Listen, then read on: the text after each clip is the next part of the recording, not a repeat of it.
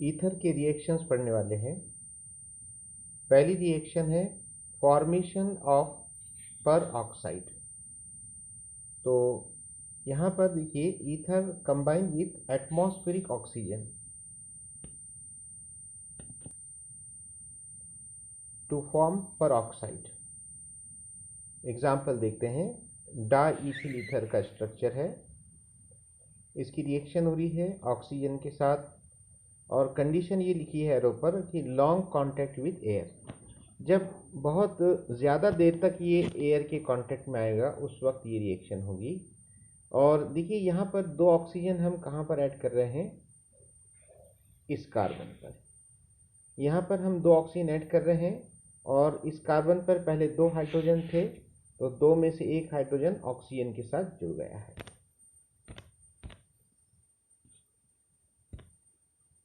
तो CH3 CH और दो ऑक्सीजन ऊपर ऐड कर दी हमने और H उससे कंबाइन हो गया, single bond O single bond C2H5।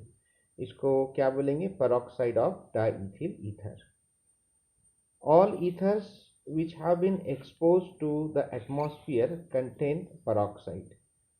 This is very undesirable reaction. ये रिएक्शन अनडिजायरेबल है। इसका रीज़न ये है कि पेरोक्साइड ये हैजार्डस होते हैं। और ये हैजार्डस क्यों होते हैं, क्योंकि ये डिकम्पोज होते हैं वायलेंटली। इनका जो डिकम्पोजिशन होता है ये बहुत ही वायलेंट होता है और एट हाई टेम्परेचर, और इसीलिए ये हैजार्डस होते हैं। चलिए अगली रिएक्शन देखते हैं। Reactions involving C-O bond. तो यहाँ पर C-O बॉन्ड इन्वॉल्व होगा, इसमें ये ब्रेक होगा। पहली रिएक्शन है reaction with hot dilute sulphuric acid और इस रिएक्शन का नाम है hydrolysis. Ethers when heated with dilute sulphuric acid undergo hydrolysis to give alcohols और फिनॉल्स। तो सबसे पहली रिएक्शन देखिए, यहाँ पर ईथर का फॉर्मूला है। ये कौन सा ईथर है, सिंपल ईथर है। R single bond O single bond R, simple ether.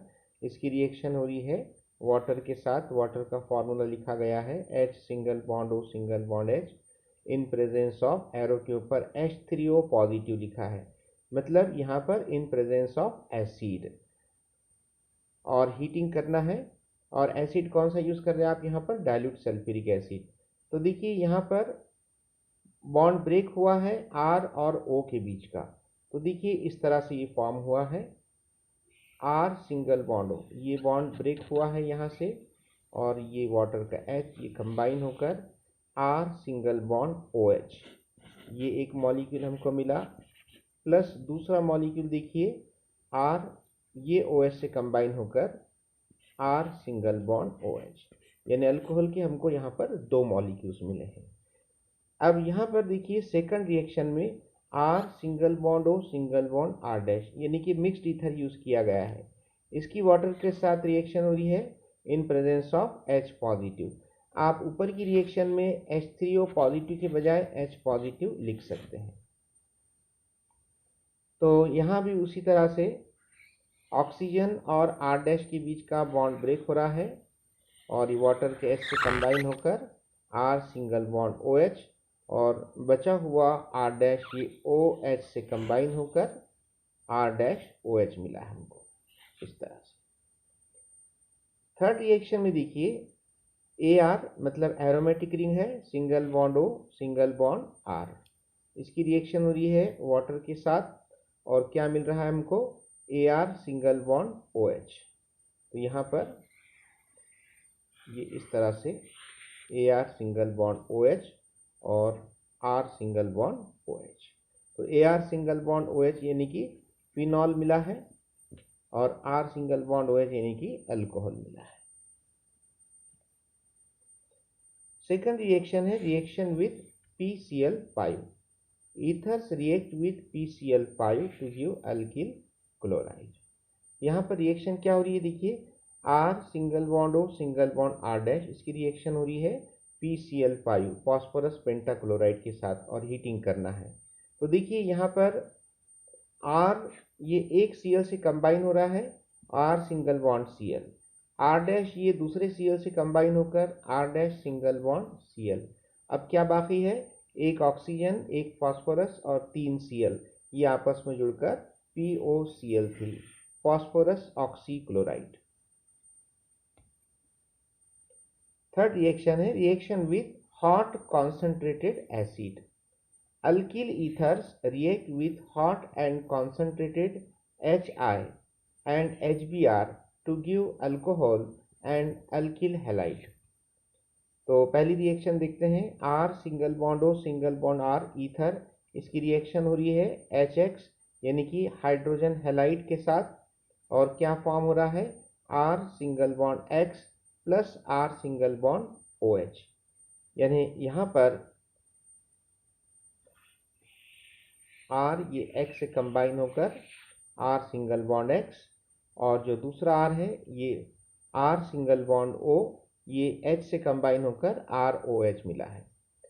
Second step में फिर से HX के साथ रिएक्शन हो रही है, और यहाँ पर आपको अल्किल हैलाइड मिल रहा है। तो ये अल्किल हैलाइड कैसे मिल रहा है, यहाँ पर अल्कोहल का OH ये H से कंबाइन होकर H2O फॉर्म करेगा, और R ये X से कंबाइन होकर अल्किल हैलाइड मिल रहा है। ठीक है, और यहाँ पर द ऑर्डर ऑफ रिएक्टिविटी देखिए, HX की रिएक्टिविटी इस तरह से है, सबसे ज़्यादा रिएक्टिविटी HI की है, उससे कम HBr की है, और सबसे कम HCl की है।